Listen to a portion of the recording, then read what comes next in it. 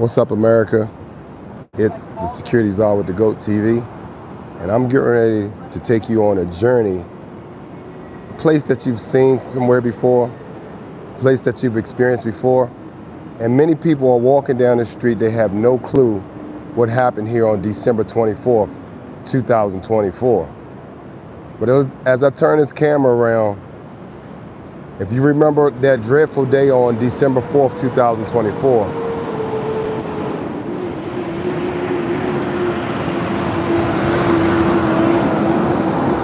you will clearly remember this scene.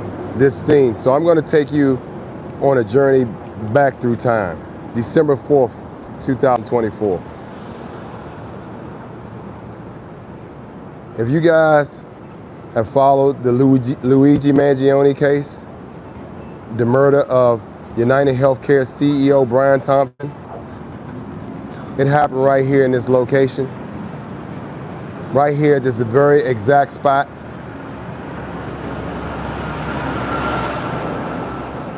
You go back and watch the footage. This is where Brian Thompson came strolling down the sidewalk. And not long after, Luigi Mangione popped in between three cars, SUVs that were parked here, and he started firing, hitting the CEO, befalling him. And some of the rounds are still in the ground.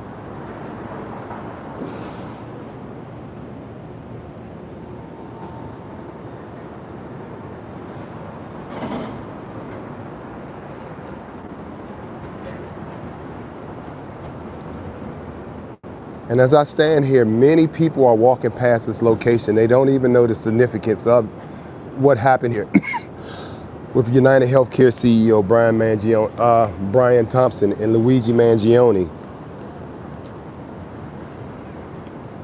But I'm gonna give you the story. I'm gonna break it down to you guys. Let me get set up here. I just wanted to set the scene. I wanted to set the scene for you.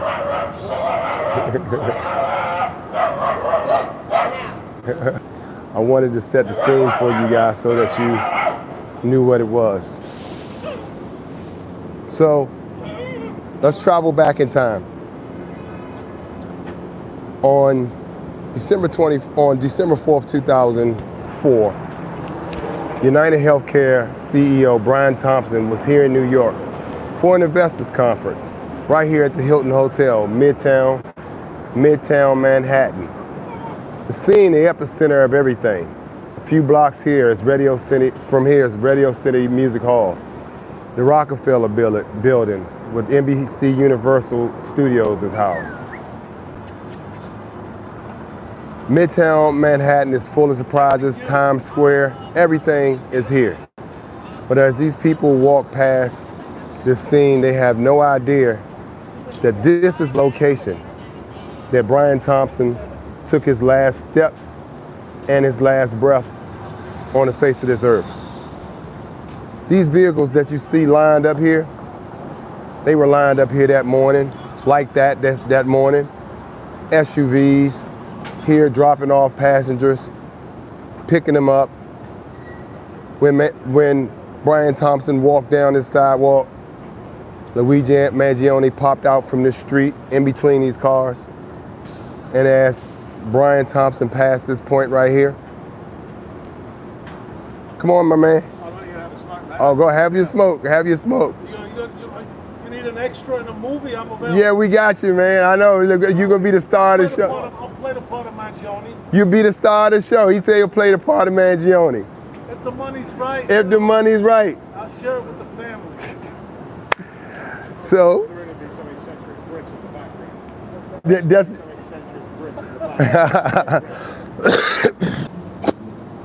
background. So, there's never been anyone from the security world to come down here and report on this. But as I left 345 Park Avenue today at the NFL headquarters, the headquarters of Blackstone, and around the corner from here is the Salesforce Tower, and every corner that you pass or street that you drive down in Manhattan, has a significant business impact here. There are international businesses serving right here out of New York. And when people walk down here, they have no clue what happened. These people are casually walking past, but I know what happened here to United Healthcare CEO. And the shooting at the NFL headquarters on Monday has sparked a whole new concern from corporate executives around the world about their safety. There are board meetings that are convening right now as we speak about the safety of their executives. See, I actually work in this field, and there are a lot of executives who don't want security. And contrary to the popular belief, you would believe that these executives of these large corporations, they have all of the security around them. It's very few that have the security imprint like that. Jeff Bezos is one of them. Mark Zuckerberg is another. Most people have one security person with them. That person could either be a driver or a close protection person. But most time it's a driver, which is a part that I want to discuss in this case, with Luigi Mangione and Brian Thompson, the United Healthcare CEO. So if you bear with me for a while, I'm gonna take you back, I'm gonna travel back in time to December 4th, 2024. I'm gonna tell you a little bit about Luigi Mangione. We're gonna explore the crime scene. I'm gonna show you the bullet holes that's still in the ground as Brian Thompson walked this way with his back turned. Luigi Mangione popped out from between cars here, lining the street. He didn't speak one word to him. As he strolled past these doors which are now closed and no one is allowed to enter, Luigi Mangione raised his makeshift firearm with the makeshift silencer, and he began firing rounds, striking United Healthcare CEO Brian Thompson in the back before walking over and giving him the crew to car final shots as he lay there bleeding out on the ground. So, as I said earlier, I was reporting at the NFL building. Finding Peace asked what happened at the NFL. Well, Finding Peace, Monday around 6:30 p.m. at 345 Park Avenue, a man named Shane Tamura drove all the way from Las Vegas to New York armed with a cache of ammunition, an M4 rifle, and a vendetta against the NFL. Shane said that he was coming to New York to take his vendetta, his vengeance out on the NFL, and his reason for doing that was because the NFL contributed to what he said was he had CTE, which is the concussions, where are the effects from concussions that football players have.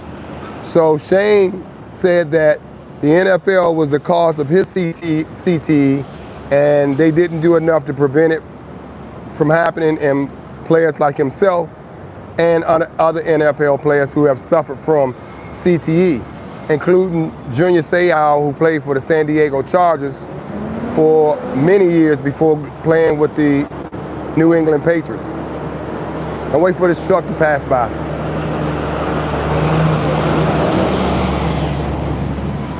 So, as we explore what's going on in the corporate world and United States citizens' displeasure with what's going on in the corporate world, I felt there's no better place than to come to right here when last year Luigi Mangione made history firing rounds at United Healthcare and into the back of United Healthcare CEO Brian Thompson.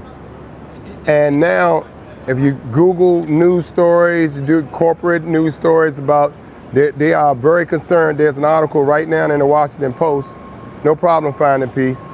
There's an article right now in the Washington Post that talks about the need for security in corporate America and how they are starting to stress out and starting to have more demands. Again, a lot of CEOs walk right around here. They go out, they walk out of their corporate buildings. They believe that people don't know who they are. They walk out of their corporate buildings. They have lunch at the many restaurants here. They have drinks at the many bars here. They have meetings with their business constituents, friends, and colleagues right here in Midtown Manhattan, and they feel home being here without security because they feel like they want to be normal people and nobody knows them. But that's not the case here. Here, Luigi Manion knew who Brian Thompson was. He knew that there was going to be a conference at this hotel for United Healthcare on December 4th. He knew that Brian Thompson did not have security or travel with security. He knew that Brian Thompson was going to be alone, and he knew because he did his homework that he would be able to come from out of the shadows over here, walk across here as he seen Brian Thompson walking, strolling down the street, which is 54th Street. I believe this is West 54th Street. Cross over. We may be at 5th. I think this is 6th Avenue. The next one is East 54th after we cross over 6th. So we're in the West 54th Street here. That he knew that he was going to come out here. He waited for him when Brian Thompson came strolling down the street. As you very, very much remember, in that video on that fateful day, Luigi Mangione popped up here, took aim here, and began firing. Brian Thompson fell down just outside of that doorway where there's a sign that says no firearms in this building. He fell down right there. Did you know this is where the United Healthcare CEO got killed at? I don't understand. You don't understand? Sorry. All right. If you did, you would know. How you doing, sir? Hey, how are All you? right, doing well. So again, a lot of people don't know what happened here. How you doing? You doing well? Let's go. Good, my friend. See, a lot of people don't know, but they know I'm filming something here. They don't know why. But and so if you remember that video, you have a man in a blue suit, which is Brian Thompson, walking pretty much over here. He's here. He's lined up and he's walking, he's hugging the building pretty tight. Luigi Mangione comes from over there. He comes from over there and he goes back over there when he's finished the shooting. He pops out in between the cars that's lined up here. You can see there are several cars lined up here. Tonight, there were SUVs here that morning, that early at 6 that morning as Brian Thompson walked down the street. And one of the things, well, I started getting phone calls right after the shooting, and corporate executives, corporations were asking for armed security drivers. And if you follow any of my content, I kindly declined because I felt that there's no benefit to having an armed driver. See, as Brian Thompson walked down this sidewalk, his driver would have been sitting inside of the vehicle. By the time his driver realized what was going on, Brian Thompson was already dead. He was here bleeding out on the sidewalk. So as a corporate security driver, executive chauffeur, armed driver, whatever you want to call it, what that means is that by the time you get out of the vehicle, the suspect is already gone. Now, listen, he walked from where I'm standing. He shot from here. Brian Thompson fell there. He continued to fire. Every time he fired, the gun jammed. He would uncock he would clear the jam. He would fire again, clear the jam, fire again. And for you all who are just tuning in, we'll talk about the murder of United Healthcare CEO in front of the hotel, Brian Thompson in front of the Midtown Hilton Hotel Manhattan. This is where we are on location, where it actually happened at. You can go back and just log off and look at these signs, look at this awning, look at the police files. You see the officers doing CPR or trying to do life-saving, stop the bleed on Brian Thompson right over there. Right past those lights where those doors are those white doors. Those doors From my understanding, one of those doors were hit too, but now those doors, you can't access those doors anymore. But bullet holes are still in the concrete from where the shooter missed when Brian Thompson was laying on the ground. And so what I was saying to you, when a lot of executives do not want security, they don't want armed security, they don't want hello, how are you? Are you famous? It's good. Am I famous? You are? She asked me I'm famous a little bit. Yeah, you're famous. Oh my Yes. god. No, it's not. It's only a little people. Earlier today was 24,000 people in here. What are you guys doing? So, do you know about this location? Yeah, I do. What you know about this location? I live right here in 58th Street. What happened here in December? The guy? Yeah. Oh my god, it was right here. It was right here. There's still bullet holes on the ground. It was terrible because I work around here. I couldn't walk. I couldn't do anything. No? No, Do you know what happened at the NFL building? I did. That's everything. It's crazy, right? What's going to happen with us, right? Are we safe? Well, I think we're safe. What I think is going on in America is there's a rebellion of citizenship. Yeah, immigrants. They're mad at the government. Yeah. They're mad at pharmaceuticals. Yes. You know, they see what's going on with Trump and Epstein. We're looking at prices for eggs and milk and produce. How many Yeah. things could cost 3 times as much as they cost I'm before? from Brazil. Are you? I brought my family here, and it's so hard for us to kind of have the getting. My nephew just got a license, and he cannot get even his license because they're asking for Social Security. Like, my sister cannot even work. She's on a visa student. Anyway, so hi guys. I'm like crying. Oh my god. Anyway. She's beautiful, right? Oh, thank you. Mm-hmm.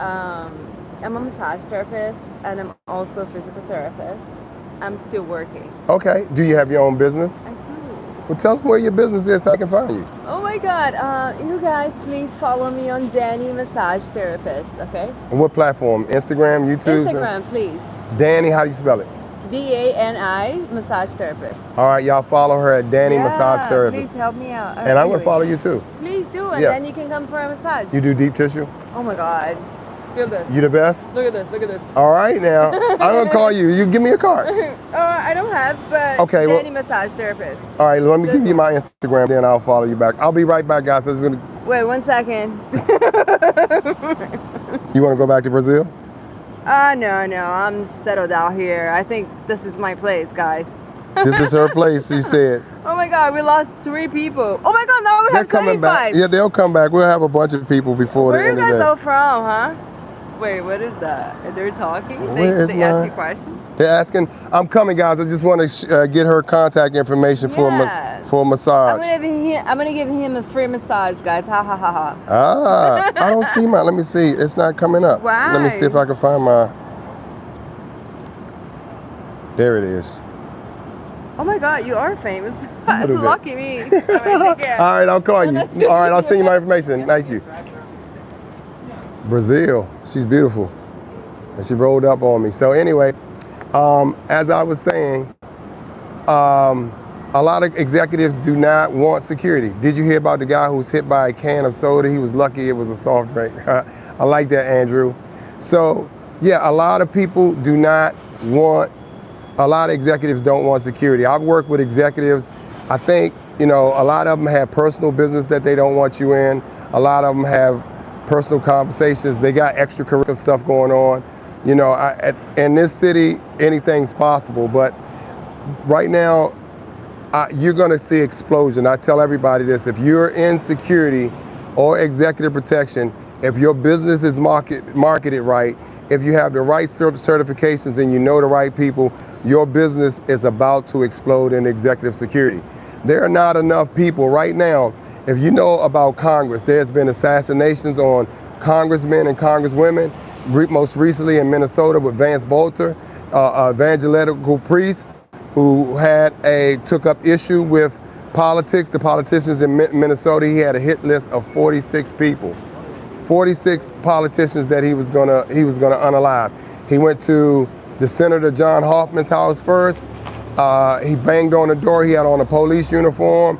but he had a silicone mask on. He had a full body armor, makeshift Ford Explorer that looked like a police vehicle. He went banging on their door, saying welfare check. They asked him for his ID, and finally they opened the door. And when they opened the door, he shot the senator, and then he shot the wife. The older daughter was there. The wife covered up the older daughter. And after that, he fled that location. He went to another location.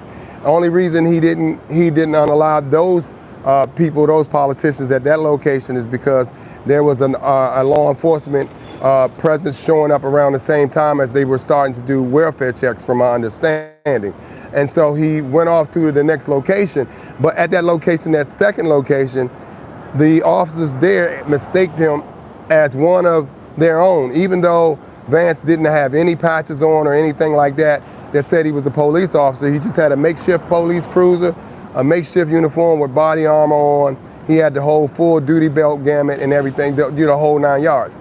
So after that assassination attempt was interrupted, he went to the next house, which was the Speaker of the House of Minnesota, House of Representatives for the Melissa Hortman, and then her husband, Congressman Mark Hortman, both of Minnesota.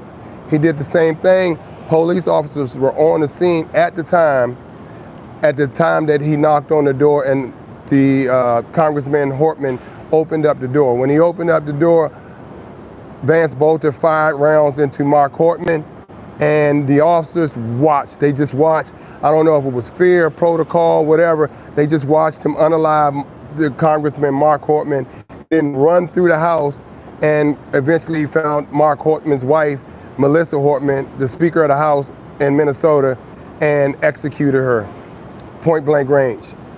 And the officers, it's been reported that the officers took over 1 hour to go into the house. Now, one of the things that perplexed me about that whole shooting incident was that they said that the officers gave chase from that location of Vance Bolter, and Vance Bolter did exchange gunfire at some point on one of the scenes. I believe it was at Senator John Hoffman's house. It's where he exchanged, the first place he went to, he exchanged gunfire. But when he went to the Hortman's house, they said that the officers took an hour to go into the house. They could have saved Melissa Hortman's life. The Brooklyn Park Police Department said that the stories are wrong, that the officers immediately went into the house and tried to provide stop the bleed and life-saving procedures to Congressman Mark Hortman. But I just don't really buy that story, because if that was the case, how come they didn't find Melissa Hortman until hours later, when she had already succumbed from her injuries? And so what I'm saying, between those assassinations, the attempts on President Donald Trump, 2 attempts on President Donald Trump, the incident that just happened on Monday at the NFL headquarters at 345 Park Avenue, with the man Shane Tamara going into the NFL headquarters with the M4 rifle, armed and strapped to the teeth, killing an NYPD officer, killing a seasoned security guard, killing 3 more people before killing himself and injuring a NFL employee. He killed a Blackstone employee, which is also headquartered in there. There are people who are sitting in government entities who are afraid for their lives, people.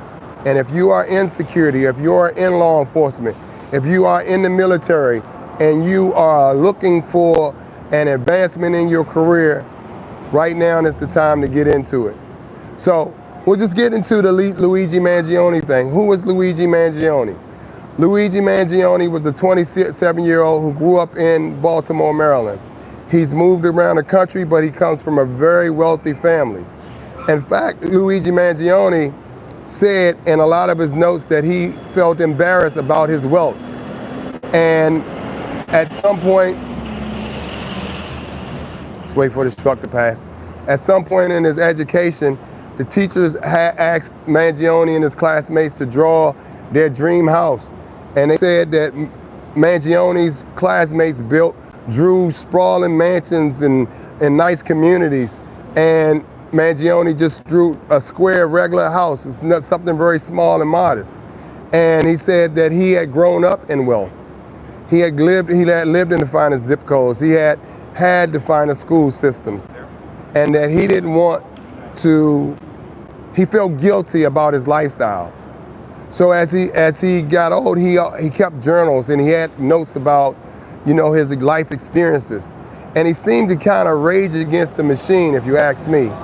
So at some point in his life, in his early 20s or late 20s or early 20s, he suffered a debilitating injury where he had to get back surgeries, and he had like 3 to 4 inch metal screws or titanium screws in his back, fusing his spine together.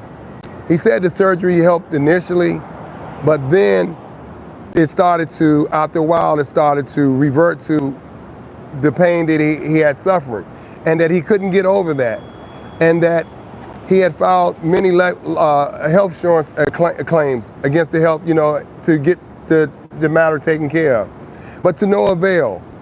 And so when they processed this crime scene here at the Hilton Midtown Manhattan, when they processed the crime scene here, what they found was spent cartridges from the gun that he had made. And on those spent cartridges, they had the words delay, deny, depose. Delay, deny, depose. The delay, the deny, disposal was kind of standard procedures for healthcare companies like United Healthcare to not pay the claims of their people that have membership with them, their members.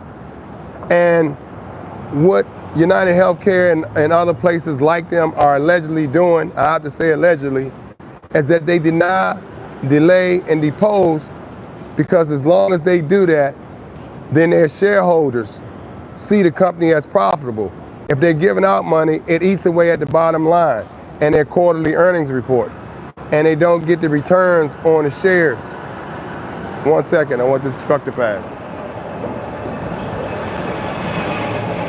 So the shareholders are not getting the return on their investment, which makes bad business for the company and the shareholders. So Brian Thompson, they also said, like Luigi Mangione, Brian Thompson also was a valedictorian in the school, was also well liked. But at the end of the day, you know what they say, they're a company man. He's a company man, he's gonna do what's right for the company, he's gonna do what's right for himself and his family. And oftentimes that's at the expenses of people like you and I, the American citizens, who are paying astronomical insurance bills only to submit claims to have them denied. So when Brian Thompson showed up here for this conference, December 4th, 2024, at the Hilton Midtown Manhattan, Luigi Manion was here waiting for him. He'd done his homework on Brian Thompson already. He knew that he would be here. He saw what his picture, what he looked like in his pictures from the website, and all he did was lay in wait until Brian Thompson walked just about right where that man is walking, but the other direction, going in the other direction. And again, Luigi Mangione popped out from right here, basically where these two cars would be, and between these two cars, or the car right here, and he began firing 9mm rounds from a makeshift gun that he made on a 3D printer into Brian Thompson's back. That befell Brian Thompson. He also walked over there. I'll take you over there and I'll show you the gunshots, the bullet shots in the ground. And then I'm gonna take you across the street to show you where Luigi Mangione ran off to. So let's just take a quick venture down here. I'll turn the camera around so you guys can remember this. Now and again, these are the cameras here at the Hilton Hotel. Here's one here. These are the cameras that actually caught the shooting. And I believe a few across the street. So as he walks down, these cameras catch him, pops out. Brian Thompson is walking. By the time he passes these doors, he already has bullet holes in his back. How you doing? Good. He already has bullet holes in his back. And here's a place where the concrete was shot from a ricochet round. Brian Thompson fell here. There's a sign that says no weapons are permitted in this building, understandably so. And Brian Thompson fell about right in this area where law enforcement officers tried to resuscitate him and give him some life-saving procedures, but unfortunately, he succumbed to his wounds. And if you remember this, Luigi Mangione, after he finished the job, he turned this way and he fled across the street in this direction, ran through this cut here. We call it a cut where I'm from, and disappeared into the darkness, never to be seen again. This was a tragic day for United Healthcare CEOs, Brian Thompson's family, but it was an eye-opener to corporate America about the way that they do business. And as I said earlier, we no longer have just international terrorists. We have our own homegrown domestic terrorists. And speaking on that term, I'm going to tell you this, that Luigi Mangione is facing the death penalty. He's facing the death penalty for what he did to Brian Thompson out here in front of this Hilton Hotel. And that's going to not be played down, but he's facing the death penalty for what he did here to Brian Thompson, befalling him, taking his life from him, pretty much taking his kid's father, the wife, his wife's husband, and eliminating his place in United Healthcare. So, that's the story here. So, because they have charged Luigi Mangione with homicide here in New York, he's also charged with terrorism, domestic terrorism, which is a federal crime. And you'll see that a lot of people are starting to be charged with terrorism or domestic terrorism, because then they can go after him for the death penalty. Now, Luigi Mangione has two things going on, and also Brian Thompson has something going on. Luigi Mangione is suing United Healthcare. I believe that's who he's suing. He's suing United Healthcare for the release of his records. He's suing the government and United Healthcare, saying that the government subpoenaed his healthcare records without having a judge sign off on the subpoena, and that United Healthcare gave those records to the prosecution. The court in their defense also, the United Healthcare in their defense also says that they felt like their subpoena or the way that they got the request for the records wasn't appropriate as well, so it falls back on the prosecution. Now, Luigi Mangione, again, is facing the death penalty. And his attorneys are now pressing the prosecution and the government, saying, well, how can you charge our client with domestic terrorism and seek the death penalty without giving us ample information so that we can defend him from him. So they have an August 15th deadline to get that information to the defense team, or I'm believing that another motion is going to be filed in court to try to keep Luigi Mangione from being put to death. And it's been a long time, because here in New York, the death penalty hasn't been used in decades.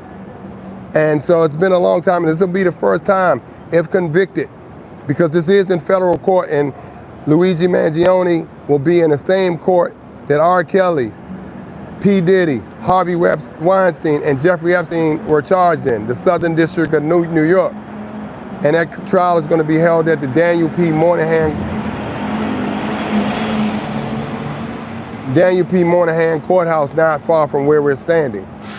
So the other thing is that they said Mangione created this gun online. It's crazy that you don't even need, I don't know if that's an NFA, a National Firearm Act violation, but you don't even need to go into a gun store no more. He made the gun he said it was very easy because he has an engineering background. He just needed a CAD, which is pretty much a technical term for the design, the way to create the design to make these things, that he needed the CAD.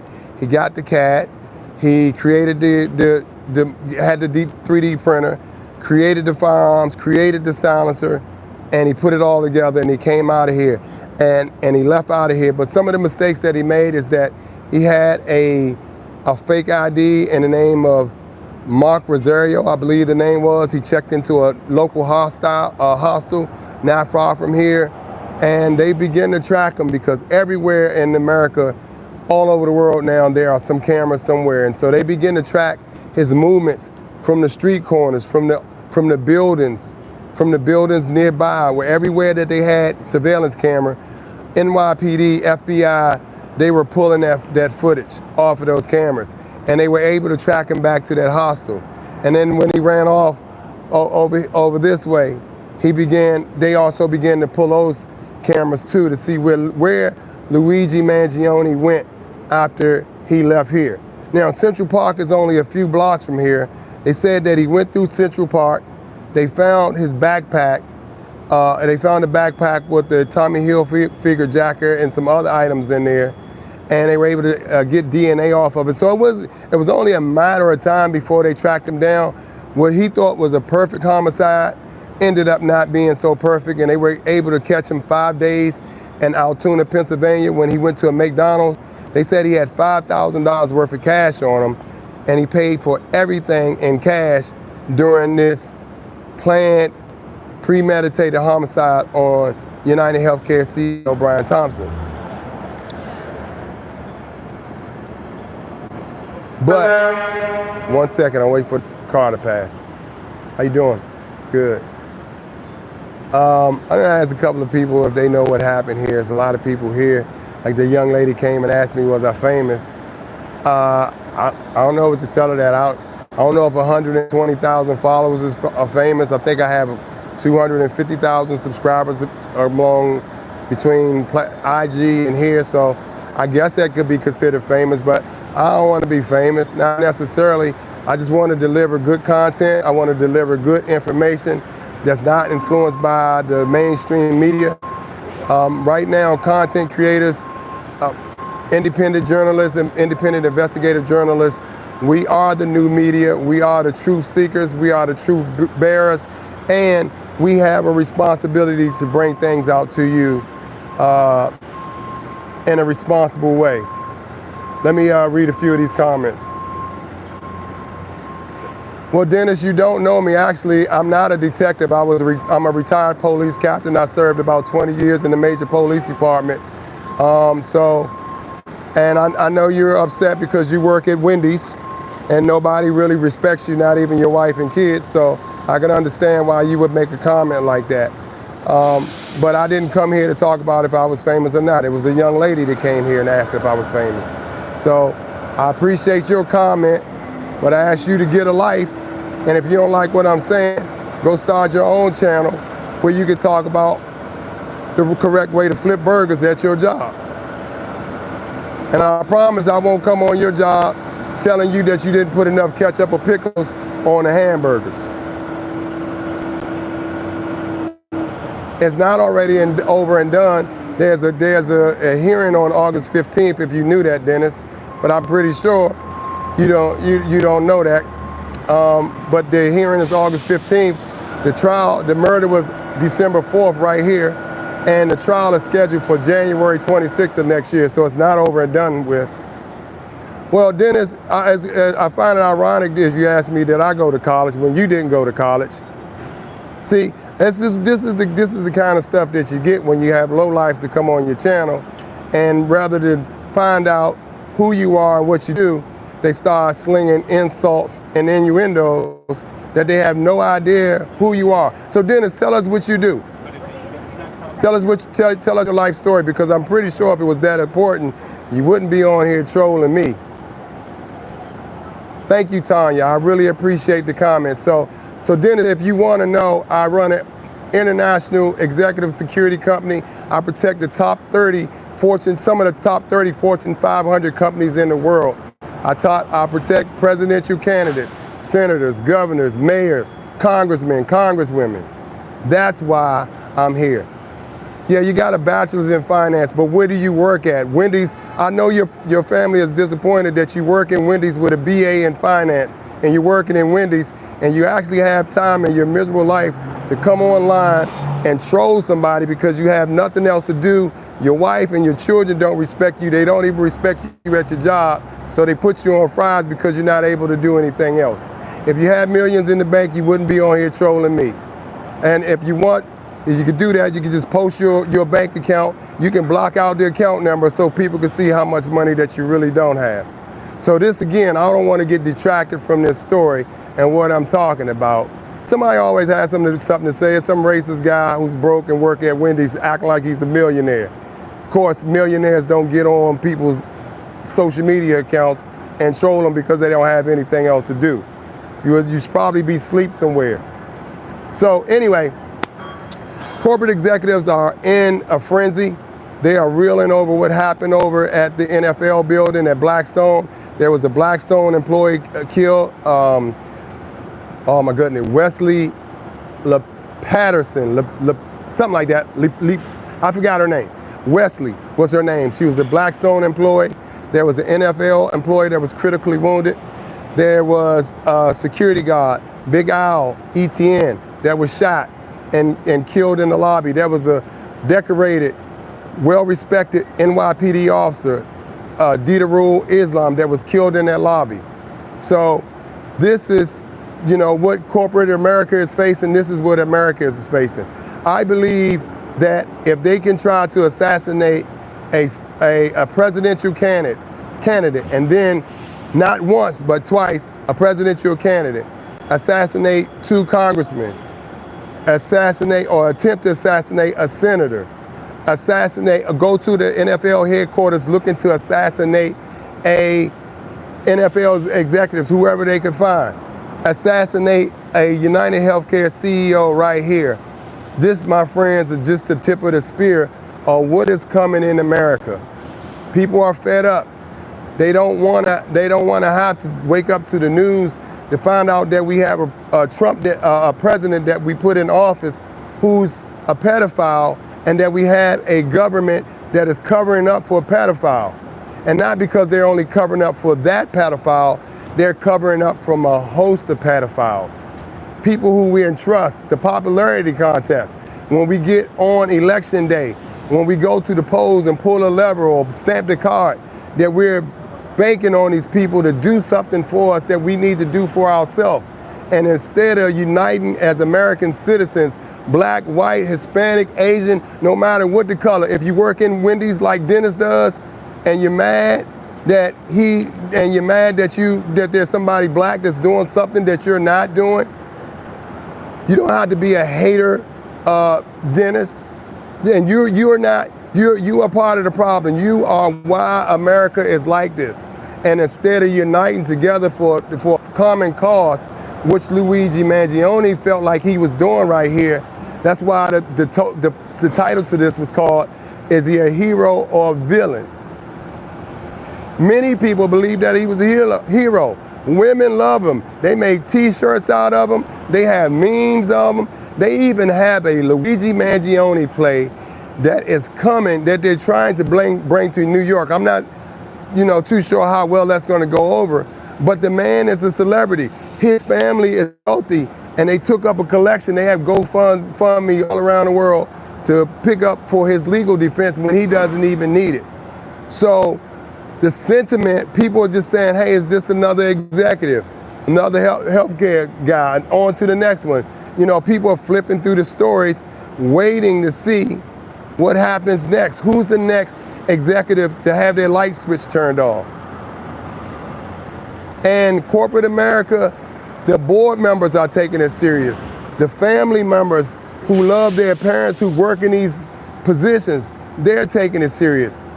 The only people I've seen, in my opinion, in my experience, in my everyday doing what I do in the executive security profession, who aren't taking it as serious as they should be, are the corporate executives themselves. And a lot of time it comes down to what's the bottom line.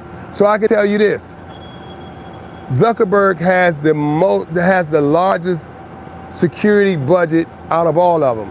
Many of them, it has to go as part of their compensation package. The organization doesn't pay for the security, so they have to dig into their pockets. Security for around-the-clock security, if we're talking about residential security, if we're talking about a driver, a vehicle, a close protection agent, an advanced agent, they are those people. That is, you're talking about $500 to $600, maybe $750,000 every year to have that type of security, right? You just can't have a driver for reasons that I explained earlier. If the driver pulls up here and lets the client out, and the client walks down the sidewalk, and a Luigi Mangione pops out from out of the shadows and starts shooting, the driver can do nothing to help his principal. The only thing that he could do is when the suspect runs off like Luigi Mangione did through the shadows, is to get out, and hopefully the driver has some stop the bleed or some kind of medical combat skills or certifications where he can patch him up and stop the bleed. He would need a IFAC or a kit that has tourniquets, chest seals, gauze, blood clotting agents to stop the bleed, to keep this man or woman from dying on the sidewalk like Brian Thompson did. That's the only thing that a driver could do. Outside of that, the next best thing he could do is call 911 and give a description. So him sitting in the car and you're paying an armed driver in New York City with the vehicle is going to be about $150 to $175 an hour. But that it doesn't stop there. Again, the armed driver in that car does nothing. So let me just tell you that Luigi Mangione, they have him on camera out here 1 hour. They have him out here 1 hour before Brian Thompson even got here. See, when we do executive security, doing security, law enforcement, anything, I always say that on time, if you're on time, you are late. Because there's an adversary who's not going to be late because he has a job to do. And you guys who work in security, you need to stop, 15 minutes, 30 minutes. You know, if somebody's not running the clock for you, you want to get paid for every minute, the true professional shows up an hour early. And the real true professionals show up even earlier than that, because Luigi Mangione, in his own right as an assassin, was a burgeoning professional assassin. He just didn't know technology is different. If this was 10 years ago, 20 years ago, we would have never known who Luigi Mangione is. He would have rolled off on that bike into the sunset. We wouldn't have had these camera systems out here on every corner, DOT cameras on every building. We wouldn't have been able to track him down like that. But times are different, and you can do that now. But this guy was here an hour early doing his homework. Not only that, he had been to this hotel before on his first trip to New York. So he did a dry run. When we call that in the executive security profession, we call that advanced work. And I got a fan, Dennis Odell. Dennis, he is guilty, right? Luigi Mangione is guilty. But again, you have to remember that we have a court of law and a court of public opinion. In the court of public opinion, he's winning, right? Post that bank account in there with your minimum wage self. So that's what's happening in corporate America. That's what's happening in corporate America. A lot of executives just don't want the security, but security comes at a cost anyway. So if you got, at a minimum, executive or any VIP person that's requiring security, they should have a driver. They should have a close protection person. If that's all you got, that's all you got. But I say expand that budget to at least one advanced person. That person gets here before. That's the person who's here an hour before. He's doing all the scoping. He's went in here. He's seen what the security is. He's seen the drop points. He or she has seen the pickup points, the drop points. They have spoken with the hotel security, the general managers, the safest way to get into and out of these buildings. They've done all of that homework. And then when the principal shows up or the client shows up, the protectee shows up, whatever you may call your person, they show up with a driver who's dropping off at the point where the advance agent said, pick me up, this is where you're gonna drop off. Before the principal gets out of the car, the advance agent is here. He's looking around, scoping the area. The close protection officer gets out of the car. He scopes the area, he or she scopes the area before they let that principal out of the car. And then when the coast is clear, they let the principal out of the car. The advance agent will go into the building. The close protection person, so the advance agent, the person in the front is responsible for managing all interactions with people. Be it somebody who wants to say hello, somebody who wants to shake their hand, somebody who wants to take a selfie, someone who wants to autograph, someone who wants to fight them, someone who wants to unalive them. That person is in the front, that's his responsibility or her responsibility. The person walking behind the principal, his job is to cover, shield, and evacuate the principal if needed. So you have the principal inside of a sandwich, inside of a small bubble. What I would like to see is, what I'd like to see is at least 3 people. I'd like to see 3 people on a security detail. That just provides that much protection.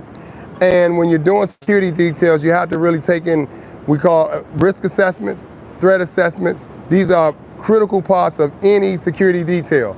A risk assessment, what's going on? Who knows this person? Are they receiving death calls? Are they receiving death threats? Are they getting letters in the mail? Are they getting emails saying about their disgust? If somebody's with the corporation standard operating procedures and business model, are we getting that kind of information? Is there a stalker? You know, we take all of that stuff into consideration, and then we build our security details around that information to insulate the people that we're protecting so that they're not unalived on a cold winter night on a cold sidewalk in New York where there's still bullet holes from the shots that Luigi Mangione fired and ricocheted off the ground as he fired at a befallen Brian Thompson. That is what we're talking about here. And how do you sell CEOs on that? Because you know, most CEOs, their compensation package is somewhere between $3 and $24 million. But they don't want to have to pay for that security detail out of their pocket, which could be easily $500 to $1 million a year, depending on what the risks are, how many people are needed, if you need a driver, if you need an advance agent, if you need a support agent, if you need a close protection agent. You could be well up to $750,000. And if it goes beyond that, you could also, where they need residential security, the budget could be well ballooned. A lot of corporations historically haven't paid for that, but we're at a time now in America where the board of directors of a lot of companies are now moving forward, and they are having this discussion with their executives. They're discussing compensation packages for their executives, where it comes in and that the corporation is just having to pay for it because of the risk that comes with the position. The other thing is that Congress is also now, congressmen and congresswomen, senators, governors, senators don't normally have security, but governors and mayors will have security. Senators, some of them do, some of them don't. I guess it's by choice. I believe that the senators' security may be paid for. The representatives, the congressmen, congresswomen, their security hasn't been paid for. But now they are trying to introduce a law or a bill where the security at the House of Representatives or the representatives of each state or a jurisdiction, that they at least have their home security paid for. So I'm gonna go through, I got a few questions, I got a few comments. Let me see if I decide to. Thank you. Dennis, it's been a pleasure having you. Thank you for staying on my channel and watching. They have you as my #1 fan. Make sure you come back because I'm on at 10 a.m. and 10 p.m. every night. And I need people like you to help to keep my channel to continue to grow. You don't have to watch it, go somewhere else. But if you continue to be a fan like this, I just ask you to come back. All right, so again, ladies and gentlemen, we got a few more minutes here. We're gonna wrap up in about 4 minutes, 5 minutes here. This is the place. I will be back here for the trial in January for Luigi Mangione, the young man, 27 years of age, who was injured in a surfboard accident, who filed claims with his health insurance, United Healthcare being one of the providers, whose health care claims were denied. He wrote on Reddit. He wrote letters. He told people, if you want to get your surgery or you get them the surgery, you have to speak a certain language to them. He wrote and Reddit how to do that. He wrote a manifesto. He also told the FBI, he said, don't waste your time looking for nobody else. I am the sole person responsible for this. But when he got to court, he pled not guilty. Even though the world knows that he's guilty, he made the confession in his letters. When they stopped him at the McDonald's in Altoona, Pennsylvania, he had the firearm in there. He had $5,000 worth of cash. He had the silencer in there. The ballistics on the firearm matched the ballistics of the rounds taken from Brian Thompson. It also matched the shell casings that were laying here on the ground that read this ominous message: delay, deny, depose. I'll say it again: delay, deny, depose. Corporate America, they're coming for you every day. There's an example of fed up Americans who are targeting corporate America. Corporate America needs to change the way that they're doing things if they want to protect their executives. And one of the biggest hurdles to get over are the executives wanting to fork out their money. I've had people that ask me how much it costs. They need executive protection. We call it, executive protection is the professional name for it. But the word that most common people know of it as is bodyguard. They want a bodyguard, and they ask, with threats on their life. One person with 3,500 threats in one day was trying to cut a bargain with me to make sure that they live the next day. I don't think that should be the very last question that anyone asks a security professional that's going to save them from dying. The very first question should be, very last question should be, how much does it cost? The very first question should be, what's your experience? Who else, the next question, who else do you protect?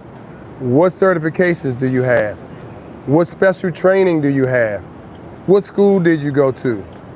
What references can I call to check out who you are and what you bring to the table? And when you checked all of those boxes, they should say, hey, and by the way, how much is this gonna set me back? That's how it should go down. And honestly, I'm gonna tell you guys this, some of you are watching, I have people ask me, how should you price yourself? It all goes on risk, threats, and duties, responsibilities, and hours work. If you're gonna be armed, unarmed, what risks do you have? Are there any active threats? How many hours am I gonna work? What's up? I got a bunch of fans here. I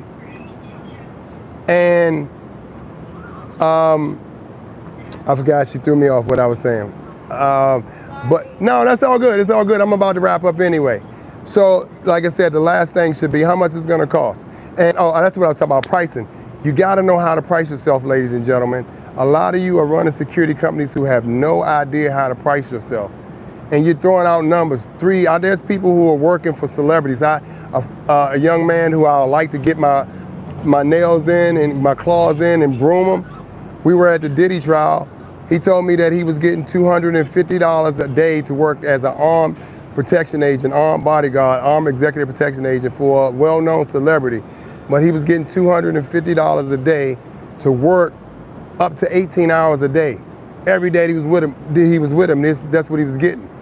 When there are people like myself, my friend Gunner, other people who I know work in this industry, we're getting $250 an hour depending on what the risk, threats, and responsibilities are going to be, right? At a minimum, unarmed executive protection, you should be about $85 to $100.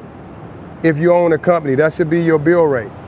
Depending on where you are too, you can't go to Jackson, Mississippi and tell somebody to give you $100. In places like New York, Washington, D.C., your bill rate could be easily $125, $150 an hour. For armed people, $175 an hour, $250 an hour. Again, it goes on rates, it goes on risk, threats, responsibilities, armed or unarmed. So this all goes into play when you're doing your billing. Now you may get away, you could tell somebody $75 an hour, $80 an hour for unarmed. You wouldn't be bad at that. So we just thinking, you know, are you doing a day rate? Most people do a day rate, they'll be at $500. But you have to do the math. What is 500 divided times 18 hours? Do the math and see what you get. You find out that it's not a lot of money. I think it boils down to like $31 or something like that. But if you charge somebody $50 an hour for executive protection to do unarmed bodyguard work, I want you to do the math. There are 2,080 work hours a year.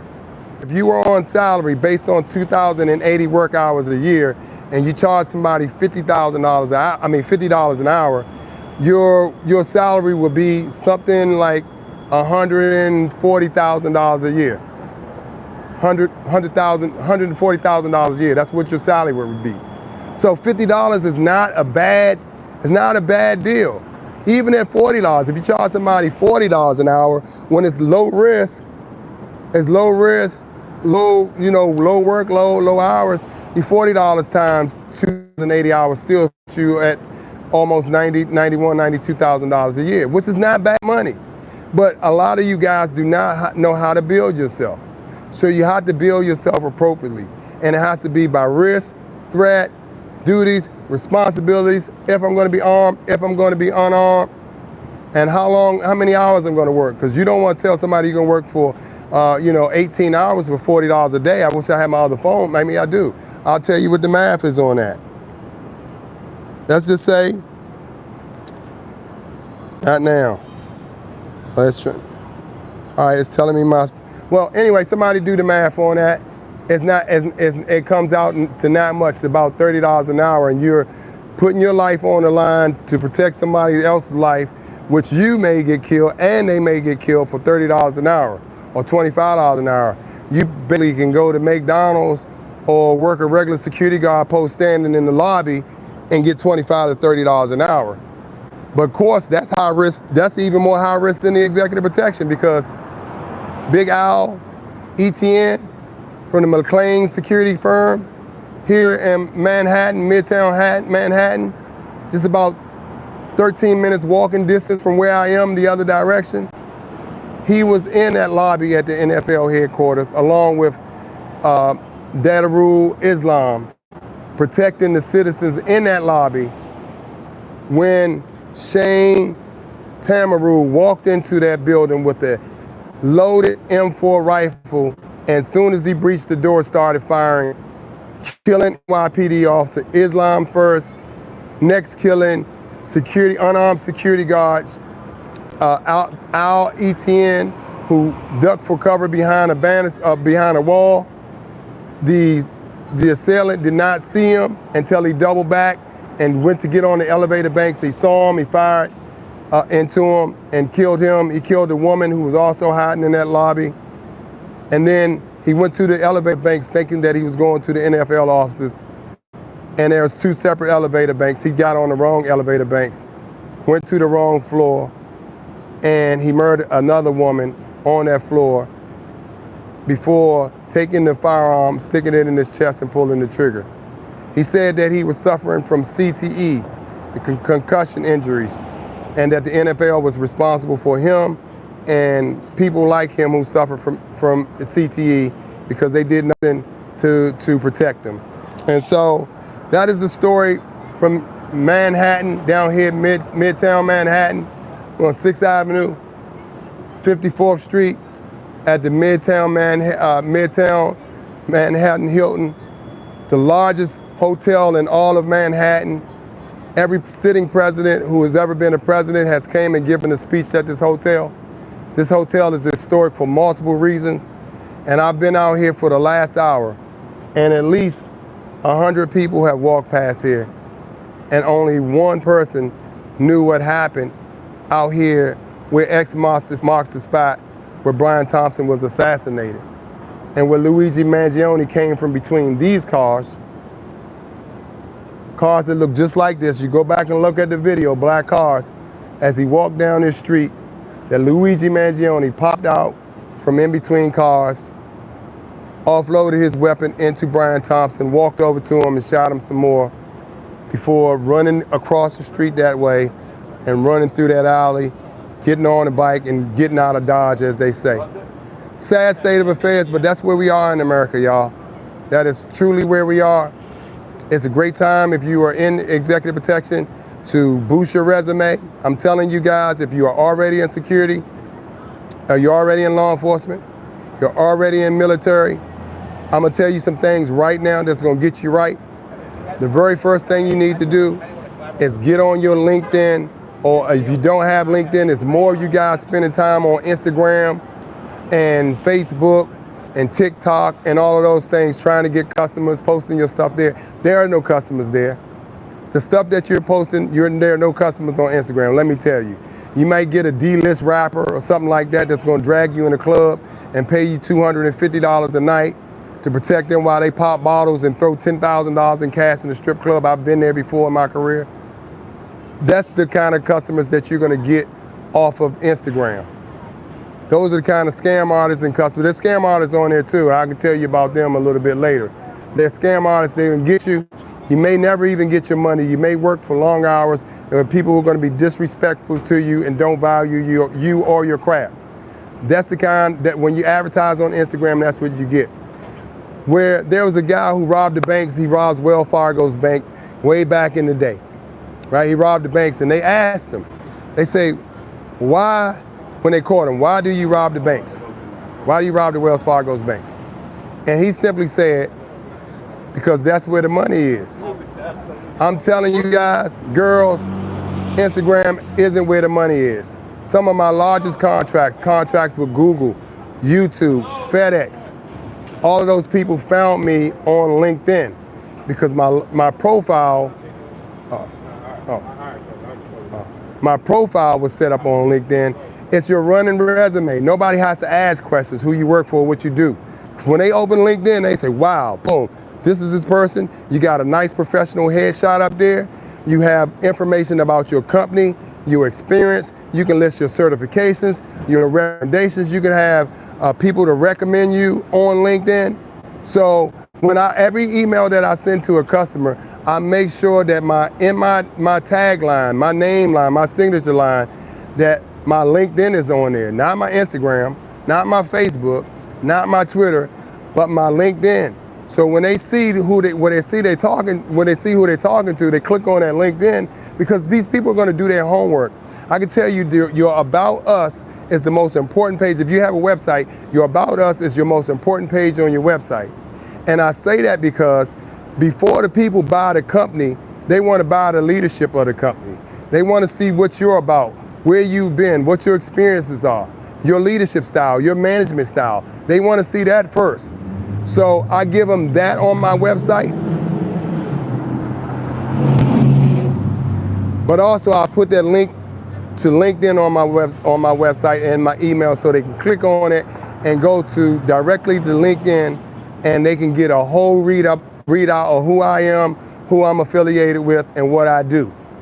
And when I tell them how much money I cost, I very rarely get fight back.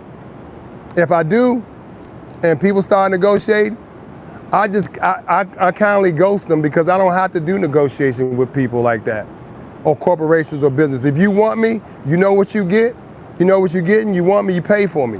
When you go in Louis Vuitton, Gucci, Ferrari, Mercedes, BMW, any of those places, people who understand value, they know what this stuff is worth, they pay for it. They don't ask for no deals and negotiation. They just reach in their pocket and they pay for it. And when you're the best at the game and what you are, and what you do, people will reach in their pockets and they'll pay for what you do. No questions asked except what is your experience, how long you've been doing it, and do you have any referrals that you can give me? Those are questions that they should ask. When they start talking about money, it's time to go ahead and move on because you ain't got the money, you can't afford me, and I'm not gonna jump through no loops for you. You expecting me to be a Superman, superhero, and do all of these things for you, and you won't even take a gamble on yourself and spend the money on me. So I don't need your money. I'd rather sit home and work on my content, spend time with my family. In 2 years, I'm gonna be retiring from this game. All I'm going to be doing is teaching you young cats, you guys in the military, police department, who right now are watching this, who may be sitting in the office building, who are on their way to bounce at a club where people disrespect you, they fight every night, they shooting every night. That is, if that's you and that you fit that bill, I'm trying to get you off of that door. I'm trying to make sure that you do something different, that you change the trajectory of your life and you begin to work in a professional environment where people value you, respect you, and most importantly, pay you. Okay? So I'm gonna wrap it up again. Today has been a wonderful day in New York.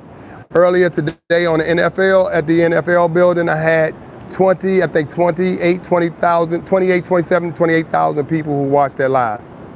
And so I'm honored to have you guys who tap in, who are subscribed, who are liking my comments, my content, who are hitting the thumbs up button, who are leaving comments below, who are giving the super chat.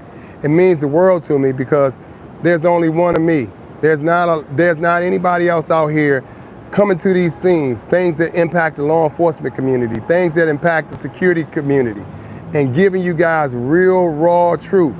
And you're not my only audience. I have a bunch of casual people who are just watching YouTube on a regular basis, who have found my content helpful, who have reached out just to say thank you for what I'm doing. So as you say thank you for what I'm doing, I'm also saying thank you to you for standing by me, supporting my channel, and understanding the importance of what I'm bringing to the table and what I'm delivering to this community. And if we had, something's going on down here now, like security, and I don't even know, it's ironic where they are, where they're standing at. That's the exact place with this girl right there, where she's standing at. That is exactly where Brian Thompson fell down. All right, so just picture this, just watch me. This is what happened. Comes out from here. This is it, this is Luigi Mangione.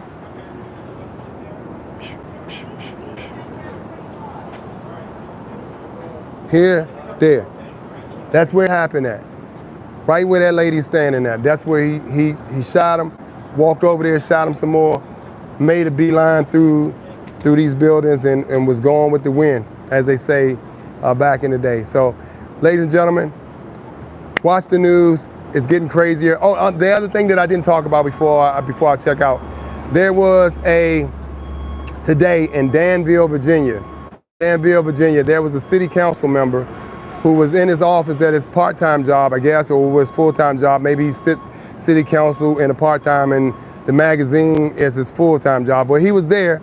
Somebody came in with some kind of flammable, be it gas, lighter fluid or whatever, and they sprayed it on him inside of the building. And then the council member and the person went outside, and when he went outside, the suspect set the councilman on fire. That's another. This is just another example of United States citizens being fed up with corporate America and government.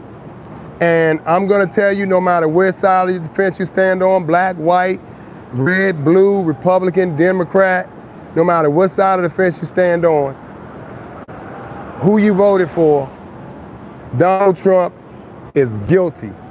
If you did something, if I did something, and or was accused of doing something, and we didn't do it, we would simply say, I didn't do it. Just go get the files. Shit, I'll bring them to you. You want me to drop them off your house, FedEx them to you?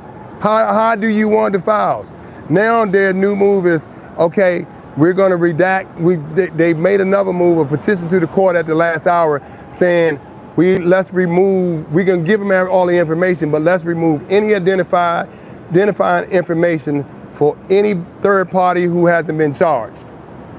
Any third party who hasn't been charged, that includes their personal information or their business information.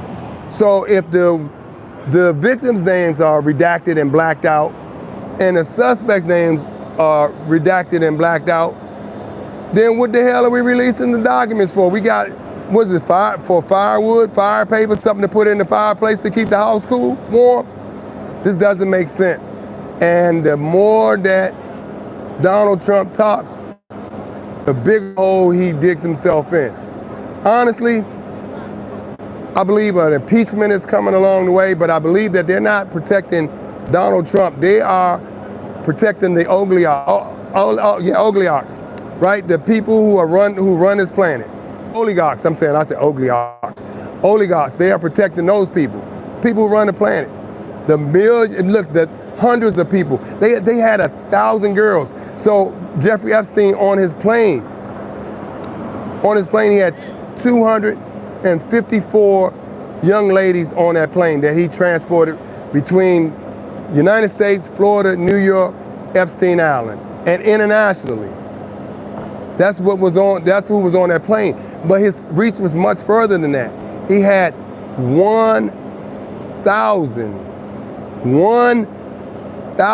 over 1,000 victims. Yeah, Diddy is guilty of exactly what they charged him on. What good had a Democrat? What good has any politician done? I'm waiting for the answer there. You have no clue what you're talking about. And Joy the Woods, tell me, please elaborate. What good has any of them done? You don't know. I'm not even a Democrat. I'm not a Republican, but I voted for Trump. So I'm ready to kill your argument right here. You saw my skin color and you went on attack. And that'll show your ignorance versus asking a question that prompted debate, reasonable, good debate that is good for American society. You went on attack because you're a fan of somebody, but you can't say anything that any of these Republicans, Democrats, Independents, any of them done for you. Because the gas, the eggs, and the groceries are the same price for you, my friend, that they are for me. The only people that the prices don't affect, the economy don't affect, are the people who you're cheering for. The people who run this country, who run this world, who fly private jets, who have private yachts, who kids go to Yale, Harvard, Stanford, Vanderbilt. Those kids benefit while you're riding their ass, giving them a hand job with pom-pom and cheerleaders, and you and I pay the same price for the same shit. They wouldn't even miss. They go out and spend $5,000 on a dinner with their friends and they don't even miss the money. And you have the nerve and audacity to go on attack on somebody you don't even know. Don't even know, because you have an ideal. People, you need to wake up and think for yourself. Be a free thinker. Be a free thinker. Don't go with groupthink. People who follow the herd, follow the sheep to the herd, they go to the slaughter.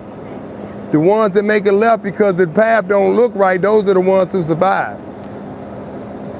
So don't come on my channel with that bullshit, talking crazy when we're just trying to bring some unity amongst the people who need to have unity. I don't care what color you are. I don't care what side of the party you on.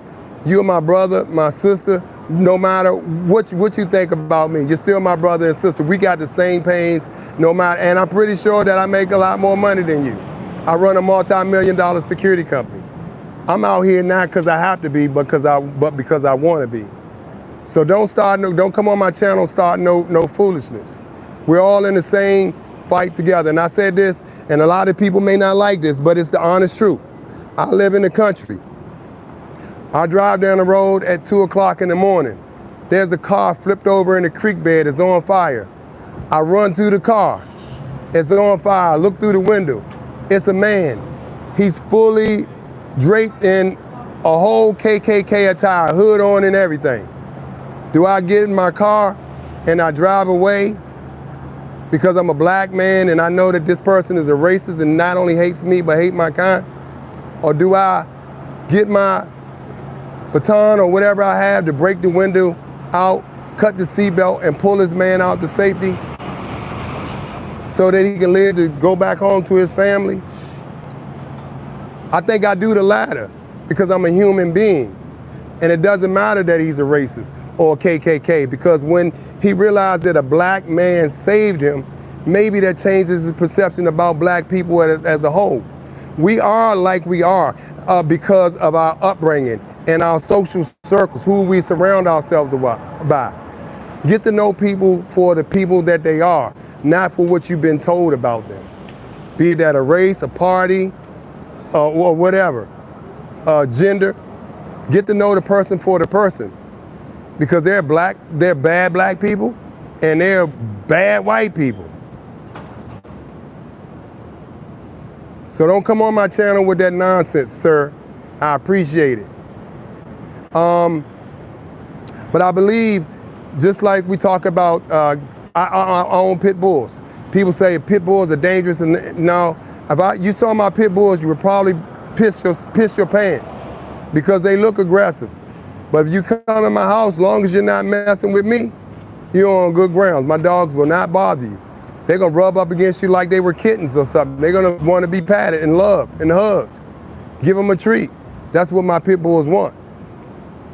The mentality of a dog, a human dog, no matter what color, religion, race, whatever you believe in, is your conditioning from the people who were before you, your owners, your fathers, your mothers, your grandfathers, your grandmothers. That thinking that put in your mind that black people are bad or white people are bad and that we can't get along. Of course we can get along.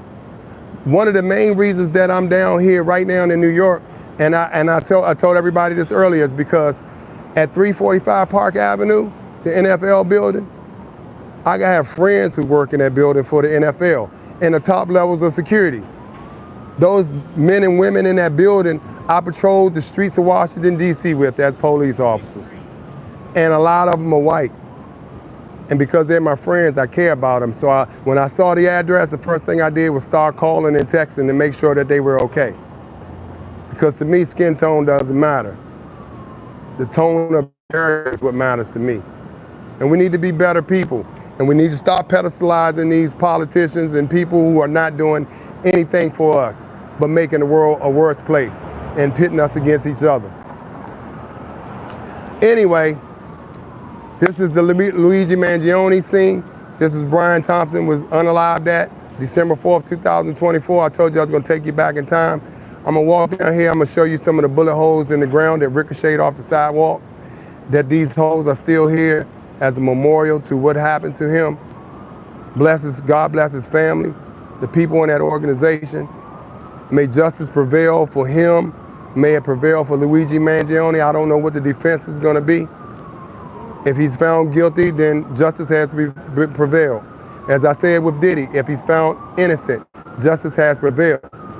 The justice system, the government, is supposed to be broken down into 3 different branches. The executive, which is the White House, and they execute the laws. The legislators, which makes the laws, and the judicial, that interprets the laws. Under this regime, under the Trump administration, it appears that all 3 of those branches of the government are one, and that they have circumvented the Constitution and what it was written for. And it's not only a sad place for me, it's a sad place for America and the people who live in it. Let's start to have some unity and take some responsibility for what goes on in your community. Let's start taking a stand for not for people for a popularity contest, and we put them in office for popularity contests and what they promised us. Because Trump promised that him, Bondi, Patel, Bongino, all of them, Todd Blanche, at their confirmation, they said they were going to release the Trump files. We have yet to get those files. We'll wait till this passes. We've been We've been stonewalled, we've been bullshitted, we've been lied to. As Malcolm X said, we didn't land on Plymouth Rock. Plymouth Rock landed on us. That's what happened, not to black people, not to white people, but that's what happened in America. Plymouth Rock has landed on us. And it's time that we stand up and start holding these politicians and people accountable for what they do. And I'm not condoning any level of violence. I'm not condoning what Luigi Mangione did here. I'm not condoning what Shane Tamura did at the NFL building. But you can kind of you can kind of get the idea why they did what they did. Some people are at their boiling points. And some of us are at our boiling points secretly, and we're not discussing that. And we're not talking amongst each other. And instead of taking it out in a positive, proactive action that can bring change because of a popularity contest between presidential candidates and oligarchs, we take it out on each other, which is the saddest thing that you can ever imagine. But nonetheless, let me just show you guys these bullet holes in the ground for where Luigi Mangione shot Brian Thompson, ended his life. And I'm gonna get off of this thing, and I'm gonna go ahead and go where I was going.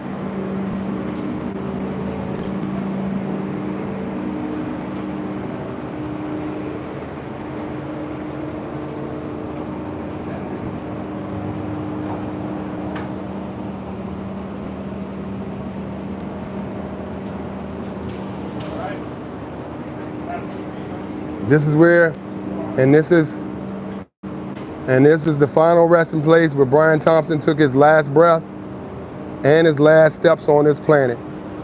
So, again, big condolences to Mr. Thompson and his family, to United Healthcare,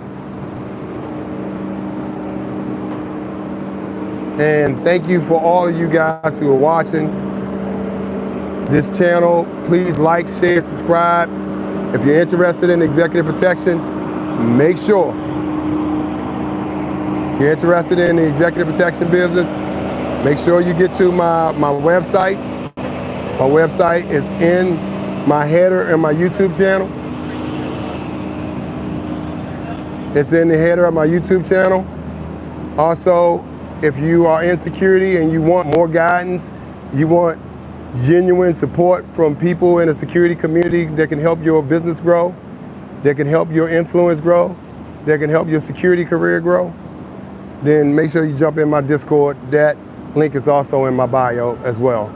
All right, I got an early day tomorrow because I'm going to the MDC Center. I'm going to the MDC Center where Jeffrey Epstein was housed before he killed himself. And I'm also going to the MDC Center in Brooklyn where P. Diddy and Luigi Mangione is housed. So see you tomorrow, 10 a.m., 10 p.m. Tomorrow might not be on at 10 a.m., but I definitely will be on at 10 p.m. I'll see you then. Thanks guys for watching. Peace, I'm out.